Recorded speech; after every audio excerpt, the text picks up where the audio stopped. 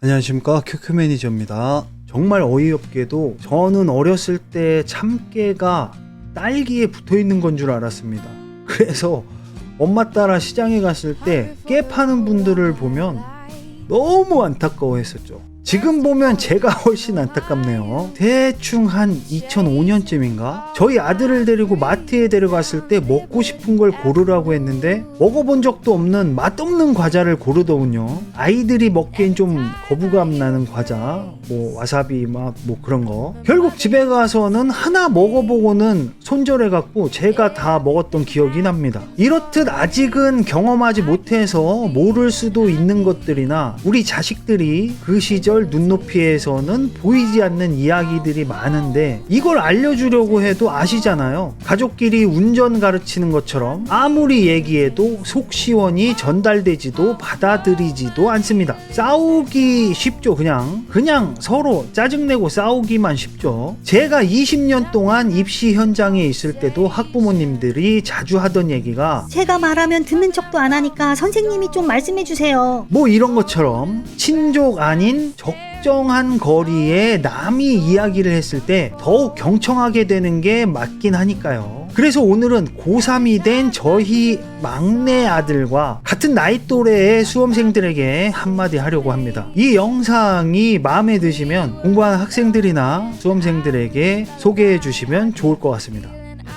일단 공부를 해서 좋은 대학을 나와야 행복하고 돈을 많이 벌고 잘 사는 건 아닙니다. 공부 못해도 얼마든지 행복하고 잘 살 수 있어요. 하지만 확률이 낮아질 뿐이죠. 요즘 유튜버나 웹툰 작가 같이 공부와 상관없이 쉽게 돈 버는 것 같아 보이는 직업들이 많은데 그게 경쟁률이 공부보다 훨씬 어렵습니다. 예체능은 말할 것도 없고요. 김연아나 손흥민처럼 되는 경우는 5천만 명의 한국 사람 중에 단 한 명뿐이고 서울대 입학 정원은 3,500명이 넘습니다. 인문계와 전문계를 다 합해도 전국의 고3은 47만 명이고 전국의 대학 신입생 모집 정원은 53만 명입니다. 난이도 자체가 달라요. 현재 수익 창출 중인 유튜버는 10만 명이 넘지만 연봉 1,000만 원도 안 되는 유튜버가 대부분입니다. 영화 배우나 연예인들도 마찬가지잖아요. 똑같아요. 웹툰 작가 수입도 좋아 보이지만 그렇게 유명 작가들만 보면 안 됩니다. 정말 연예인이랑 똑같아요.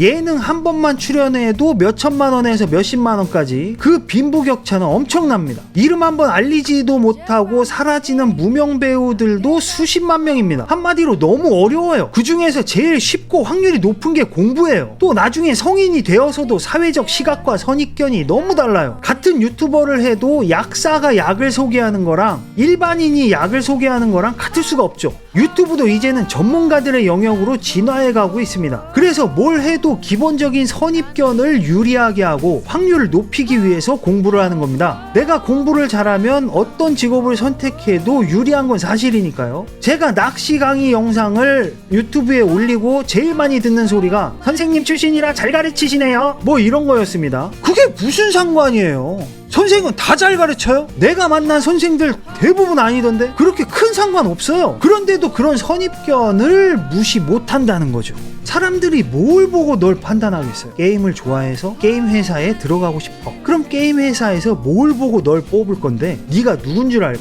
그래서 너의 성적과 자격증, 학력과 이력 그런 걸 먼저 기본적으로 보겠지. 그런데 고등학교 때 공부도 못해서 대학도 못 갔어. 네 옆에는 좋은 대학 나온 다른 사람이 면접을 보고 있어. 너 같으면 널 뽑겠냐? 똑같은 고등학교 3년이란 시간을 줬는데 같은 시간을 갖고도 노력 안 한 너를 뽑으면 회사에서 같은 시간 동안 일해도 다른 사람보다 효율이 떨어질 게 뻔한데 널 뽑겠냐고. 그러니까 사회에서 보는 학력은 그 사람의 취향과 성향이 아니라 성실함의 평가라는 거야. 예전에는 그랬어도 지금은 달라요. 내가 안 해서 그렇지 하면 장난 아니에요. 이런 그냥 병신 같은 소리예요. 그러니까 그런 선입견을 갖고 사회는 너를 볼 거란 말이지. 그게 너의 부모들은 싫은 거야. 너가 그런 선입견 때문에 피해를 보면서 인생을 살게 될까봐 그래서 너한테 공부를 하라는 거야. 또 따지고 보면 최고로 하라는 것도 아니야. 네가 지금 전교 3등인데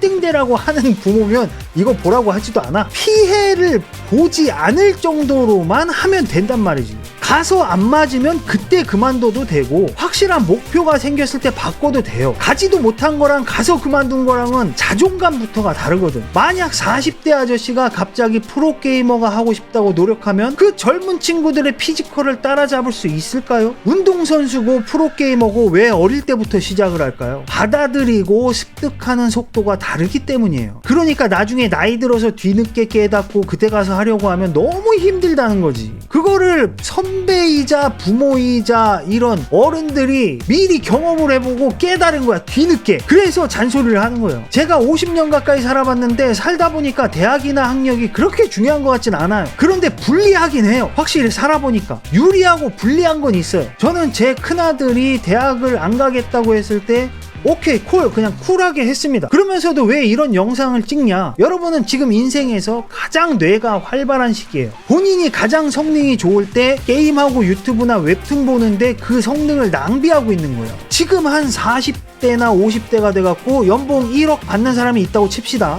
여러분이 그 사람보다 가진 게 뭐가 있습니까? 젊음? 그 젊음이 어떤 가치인데, 얼마의 가치인데, 그게 네가 게임하고 유튜브 보는데 소비하는 거잖아. 그럼 가치는 거의 영원 아니야? 소비하기만 하는 가치인데, 게임하고 유튜브 보는 젊음은 가치가 매길 수가 없는 거예요.